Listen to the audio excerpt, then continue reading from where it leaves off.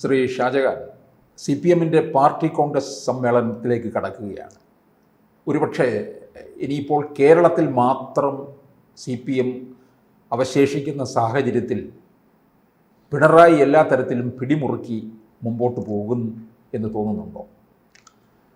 ഞാൻ ഈ പാർട്ടി സമം പിണറായി, പിണറായി സമം പാർട്ടി എന്നുള്ളൊരു സമവാക്യം നമ്മൾ പാർട്ടിയുടെ സംസ്ഥാന സമ്മേളനം കഴിഞ്ഞപ്പോൾ മുതൽ നമ്മൾ കേൾക്കുന്നതാണ്. ഈ പാർട്ടിക്ക് ഇനി പിണറായി വിജയൻ പറയുന്നതിന് മുകളിലോട്ടോ താഴോട്ടോ ഒരു ഇഞ്ച് പോലും ഇതിന് പോകാൻ കഴിയില്ല. കാരണം നമുക്കറിയാം, ഇന്ത്യയിൽ 135 കോടി ജനസംഖ്യയുള്ള രാജ്യത്ത് 1.7% മാത്രം വോട്ടുള്ള ഒരു പാർട്ടിയാണ് ഈ പാർട്ടി. അതിൽ തന്നെ ബഹുഭൂരിപക്ഷവും കേരളത്തിൽ നിന്നാണ്. മനസ്സിലായി?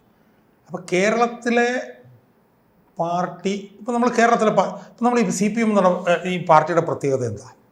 CPM എന്ന് പറഞ്ഞ പാർട്ടി ഒരു കേഡർ ബേസ്ഡ് പാർട്ടിയാണ്. ആ പാർട്ടിയിലെ ഒരു ഏകഛത്രാധിപതി എന്ന് പറഞ്ഞാൽ ആ പാർട്ടിയുടെ സംസ്ഥാന സെക്രട്ടറി. അതാണ് ആ പാർട്ടിയുടെ പ്രത്യേകത.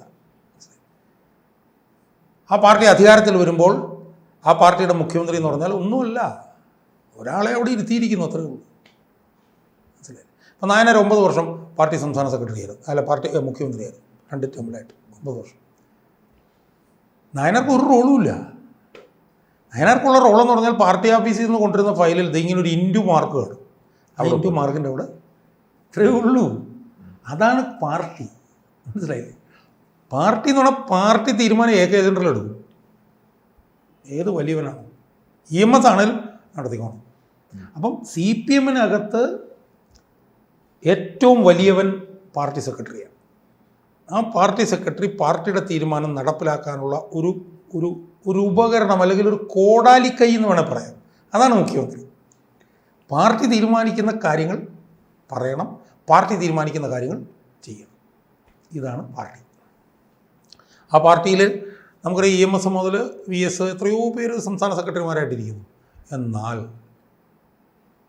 പിണറായി വിജയൻ 2016 മുതൽ മുഖ്യമന്ത്രി ആയി കഴിഞ്ഞപ്പോൾ എന്താ സംഭവിച്ചത്? അത് പാടെ അങ്ങ് മാറിയിട്ട് പാർട്ടിയും മുഖ്യമന്ത്രിയും പിണറായി എന്നുള്ള നിലയിലാണ് 2016 മുതൽ നമ്മൾ കാണുന്നത്. 2016 ഇയാൾ മുഖ്യമന്ത്രി ആകുമ്പോഴത്തേക്ക് സംസ്ഥാന സെക്രട്ടറി കോടിയേരി ബാലകൃഷ്ണനായിരുന്നു. അയാളും വെറും കരുവേപ്പിലായിരുന്നു. എന്നാൽ ഇപ്പോഴത്തെ MP ഗോവിന്ദനോ, അയാളെ എന്ത് പേരിലാണ് നമ്മൾ വിളിക്കുന്നത്? അയാൾ ആരാണ്? അയാൾക്ക് എന്ത് സ്വാതന്ത്ര്യമാണുള്ളത്? അയാൾ നമ്മുടെ ഭാസ്കര പട്ടേലർ വിധേയൻ എന്ന് പറഞ്ഞ സിനിമയിൽ ഗോപകുമാർ അഭിനയിച്ച കഥാപാത്രത്തെ, ആ കഥാപാത്രം പോലും ഇതിനേക്കാൾ ഭേദമായിരുന്നു എന്നാണ് എനിക്ക് പലപ്പോഴും കാണുന്നത്. ആ കഥാപാത്രത്തിന് പോലും ഇപ്പം മമ്മൂട്ടിയുടെ ആ കഥാപാത്രത്തിന് മുമ്പിൽ ഇങ്ങനെ ഓച്ചാനിച്ച് നിൽക്കാനുള്ള സ്വാതന്ത്ര്യമെങ്കിലും ആ ഗോപകുമാറിന്, അതുപോലും MP ഗോവിന്ദന് ഇന്നില്ല. പിണറായി ഒന്ന് ഇരുത്തി നോക്കിയാൽ മലമൂത്ര വിസർജനം നടത്തുന്ന നിലയിലാണ് ഇന്നത്തെ പാർട്ടിയുടെ സംസ്ഥാന സെക്രട്ടറി. മനസ്സിലായി? അപ്പോൾ അതിലൂടെ കാണിക്കുന്നത് എന്താണ്? ഇന്ന് പാർട്ടിയില്ല. ഇന്ന് പാർട്ടിയില്ല. ഇന്ന് പിണറായി മാത്രമേ ഉള്ളൂ. ഇന്ന് CPM എന്ന് പറഞ്ഞ പാർട്ടിയില്ല. ഇംഗ്ലീഷിൽ പറഞ്ഞാൽ it has ceased to exist. ഇന്ന് പിണറായി എന്ന് പറഞ്ഞൊരു മനുഷ്യൻ മാത്രമേ ഉള്ളൂ. സ്വാഭാവികമായും പിണറായി വിജയൻ പറയുന്നവൻ ഈ പാർട്ടിയുടെ ദേശീയ സെക്രട്ടറി ആകുക എന്നുള്ളതല്ലാതെ ഈ പാർട്ടിക്ക് ഒരു റൂളുമില്ല. ഇപ്പം ബംഗാൾ നമ്മളെടുത്തേ, 5 വർഷക്കാലം ഭരിച്ചു. 5 വർഷക്കാലം 50% കൂടുതലായിരുന്നു വോട്ട് ഷെയർ. ഈ 5 വർഷക്കാലത്ത് 4 പ്രാവശ്യവും 296 അംഗ നിയമസഭയിൽ 200-ൽ കൂടുതൽ MLA-മാരുമായിട്ടാണ് അവിടെ ഭരിച്ചത് ബംഗാളിൽ. അവിടെ ഇപ്പം വോട്ട് ശതമാനം 4 ഉള്ളൂ എന്നത്. ഈ 2024 ലോക്സഭാ തെരഞ്ഞെടുപ്പിൽ 35 വർഷം ബംഗാൾ ഭരിച്ച CPM 29 സീറ്റിലേക്ക് മത്സരിച്ചപ്പോൾ 2 സീറ്റിലാണ് കെട്ടിവെച്ച കാശ് കിട്ടിയത്. ഓർത്തോണം, 5 പ്രാവശ്യം 35 വർഷം ഭരിച്ച പാർട്ടി 29 ലോക്സഭാ സീറ്റിലേക്ക് മത്സരിച്ചപ്പോൾ 2 സീറ്റിൽ തോറ്റു എന്നല്ല, അല്ലെങ്കിൽ ഒരു സീറ്റും തോറ്റില്ല എന്നല്ല, 2 സീറ്റിലാണ് കെട്ടിവെച്ച കാശ് കിട്ടിയത്. അതില്ല. ത്രിപുരയിൽ ഇത് തന്നെയായിരുന്നു, പാർട്ടിയില്ല. അപ്പം ആകെപ്പാടെ ഇതുള്ളത് കേരളത്തിൽ. ആ ഉള്ളിടത്ത് ഏകഛത്രാധിപതിയും പരമാധികാരിയും പരമോന്നത നേതാവും എല്ലാമായിട്ടുള്ള ഒരേ ഒരാൾ, അത് പിണറായി വിജയൻ. അതുകൊണ്ട് ആ പിണറായി വിജയൻ ഇപ്പോൾ ഡൽഹിയിലെ AKG ഭവനിലെ തൂപ്പുകാരൻ ജനറൽ സെക്രട്ടറി ആവണം എന്ന് പിണറായി വിജയൻ വിചാരിച്ചാലും ആയിരിക്കും. അങ്ങനെ ആവാതെ പറ്റില്ല. ചിലരൊക്കെ എൻ്റെ ഒരു സുഹൃത്തൊരു മലർപ്പൊടിക്കാരൻ്റെ സ്വപ്നമായിട്ട് MAB വരാൻ പോകുന്നു, പിണറായിക്കും മകൾക്കും പിന്നെ ഞാനൊരു കാര്യമുണ്ട്, ഞാനത് വീഡിയോ ചെയ്യാനുള്ളൊരു വിഷയം. പിണറായി ജീവിച്ചിരിക്കുന്ന കാലത്തോളം ഒരിക്കലും അല്ല, ഞാൻ പറഞ്ഞ അതൊന്നും ഞാനൊരു വീഡിയോ ചെയ്യാനുള്ള വിഷയമാണ് ഞാൻ പറയട്ടെ.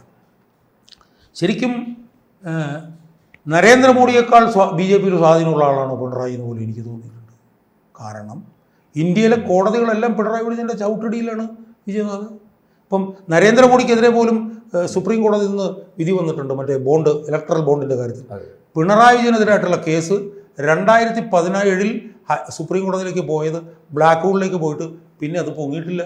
അത് അത്ഭുതം. ഇന്ത്യയിൽ 3% ജനസംഖ്യയുള്ളൊരു സംസ്ഥാനത്തെ മുഖ്യമന്ത്രിക്കെതിരായി സുപ്രീം കോടതി എന്ന് പറഞ്ഞ ഇന്ത്യയിലെ പരമോന്നത നീതിപീഠത്തിന് ഒരു കേസ് കേൾക്കാൻ പറ്റുന്നില്ല വിജയനാഥ്.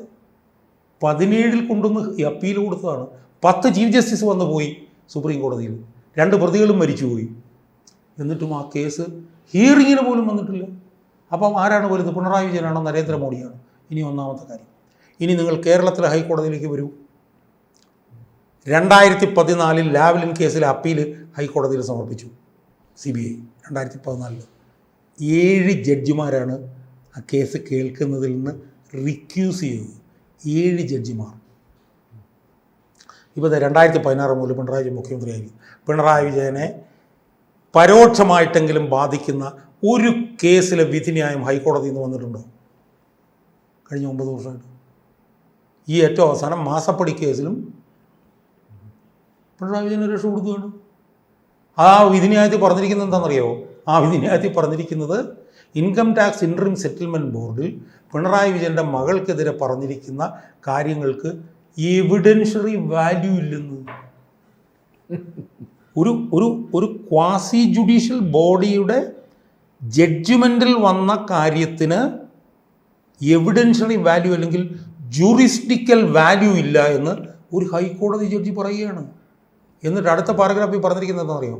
നമ്മൾ സംശയത്തിൻ്റെ അടിസ്ഥാനത്തിൽ ഒരു രാഷ്ട്രീയ നേതാവിനെതിരെ അന്വേഷണം പ്രഖ്യാപിച്ചാൽ അത് അയാളുടെ റെപ്യൂട്ടേഷനെ ബാധിക്കുമെന്ന്.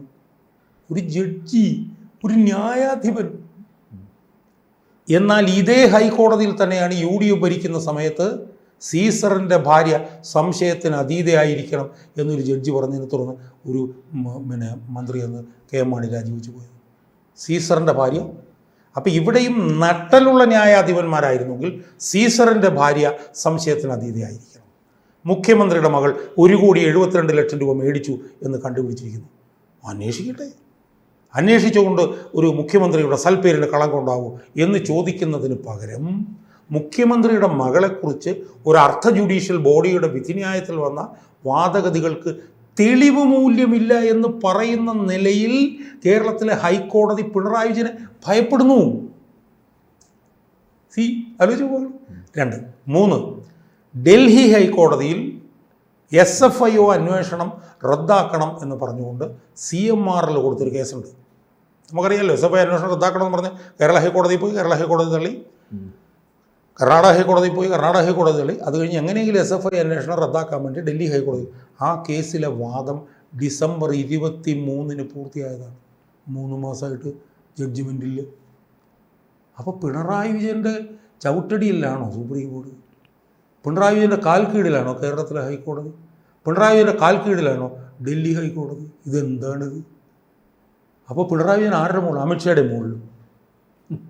അപ്പോൾ ഇതുപോലൊരു ആള് CPMനെ നയിക്കുമ്പോൾ അയാൾക്കെതിരായിട്ട് അല്ലെങ്കിൽ അയാൾ പറയാത്ത ഒരാൾ ഭാരവാഹിയോ എന്ന് പറഞ്ഞു കഴിഞ്ഞാൽ നഴ്സറി ക്ലാസ്സിൽ പഠിക്കുന്ന കുട്ടിക്ക് അംഗീകരിക്കാൻ പറ്റും. അപ്പോൾ പ്രായപരിധിയിൽ ഇളവുണ്ടായിരിക്കും. വിജയനാഥ് ഞാൻ പറഞ്ഞതെന്ന് അറിയും, വിജയനാഥ് ഇതിനകത്തൊക്കെ ഈ ലോ അൺ ടു ദംസെൽവ്സ് എന്ന് പറഞ്ഞൊരു ഉപയോഗമുണ്ട്. നിങ്ങൾ ഉണ്ടാക്കുന്നതാണ് നിയമം. നിങ്ങൾ ഉണ്ടാക്കുമ്പോൾ പ്രായപരിധി വേണോ വേണ്ടയോ എന്ന് നിങ്ങൾ തീരുമാനിക്കും. 2021 തെരഞ്ഞെടുപ്പിൽ മരുമകനെ മന്ത്രിയാക്കാൻ വേണ്ടിയിട്ടാണ് ഈ 2 ടേം കൊണ്ടുവന്നത്. അതെ. ഈ സുധാകരനും തോമസ് ഐസക്കൊക്കെ ഉൾപ്പെടെ അവർ വലിയ മാന്യന്മാരാണെന്ന് ഞാൻ പറയുന്നില്ല. അവരെല്ലാവരും പുറത്തു പോയി, സുധാകരനെയും എല്ലാവരും പുറത്തു പോയി. AK ബാലൻ എത്രയോ പേര് പുറത്തു പോയി. അത് മരുമകനാക്കാൻ വേണ്ടിയിട്ട്. ഇപ്പോൾ പിണറായി വിജയൻ തുടരാൻ വേണ്ടി അത് വീണ്ടും ഭേദഗതി ചെയ്യുന്നു. അപ്പോൾ ഇതൊക്കെ വെറും തിയേറ്റർ ഓഫ് ദ അബ്സർഡ് എന്ന് പറയും, അസംബന്ധ നാടകങ്ങളുടെ രംഗവേദി എന്ന് പറയും. ഇതൊക്കെ നമ്മളെ ഇങ്ങനെ വിശ്വസിപ്പിക്കാൻ വേണ്ടി ഓരോ കാലത്ത് ഓരോന്ന് പറയും. ഇവർക്ക് അധികാരത്തിൽ തുടരാൻ വേണ്ടി, ഇവർക്ക് അധികാരത്തിൻ്റെ ശീതളഛായ നുണയാൻ വേണ്ടി ഇവർ ഇങ്ങനെ പറഞ്ഞുകൊണ്ടിരിക്കുന്നു എന്നുള്ളത് മാത്രമാണ്. അതുകൊണ്ട് ഞാൻ കൊല്ലം സംസ്ഥാന സമ്മേളനത്തെ വിലയിരുത്തിയത്, കൊല്ലം സംസ്ഥാന സമ്മേളനം CPMൻ്റെ അന്ത്യ കൂതാശയായിരുന്നു എന്ന് മാത്രമല്ല. ഞാൻ ഒരു കാര്യം കൂടെ പറഞ്ഞു. നമ്മൾ ലോകത്തിലെ കമ്മ്യൂണിസ്റ്റ് പ്രസ്ഥാനങ്ങളുടെ ചരിത്രം എടുത്ത് നോക്കിക്കഴിഞ്ഞാൽ ആ രാജ്യങ്ങളിലെല്ലാം കമ്മ്യൂണിസ്റ്റ് പ്രസ്ഥാനം തീരുന്നതിന് മുമ്പ് ഒരു ഏകാധിപതിയുടെ ചവിട്ടടിയിലേക്ക് പോകും, എന്നിട്ടാണ് തീരുന്നത്. അത് സോവിയറ്റ് യൂണിയനിലായാലും റൊമാനിയ ആയാലും ചെഷസ്ക്യൂവിൻ്റെ കാര്യമായാലും ഏത് ലോകത്തിലെ കമ്മ്യൂണിസ്റ്റ് നേതാവിൻ്റെ കാര്യം എടുത്താലും അത് പൊട്ടിത്തകരുന്നതിന് മുമ്പ് ഒരു ഏകാധിപതിയുടെ കാൽക്കീഴിലേക്ക് അത് ഒതുങ്ങും. ആ ഒതുങ്ങലാണ് ഇവിടെ നടന്നിട്ടുള്ളത്. ഇനി നടക്കാൻ പോകുന്നത് പൊട്ടിത്തെറിയാണ്. അത് ഭീകരമായിരിക്കും. ആ പൊട്ടിത്തെറി ഒരുപക്ഷെ ബംഗാളിനൊപ്പം അതിനേക്കാൾ ഭീകരമായിരിക്കും. അതിനുവേണ്ടി നമ്മൾ കാത്തിരിക്കുകയാണ്. അത്രയും. കൂടുതൽ വാർത്തകളും വിശേഷങ്ങളും നിങ്ങളിലേക്ക് എത്താൻ ABC മലയാളം സബ്സ്ക്രൈബ് ചെയ്യുക, ബെൽ ബട്ടണും അമർത്തുക.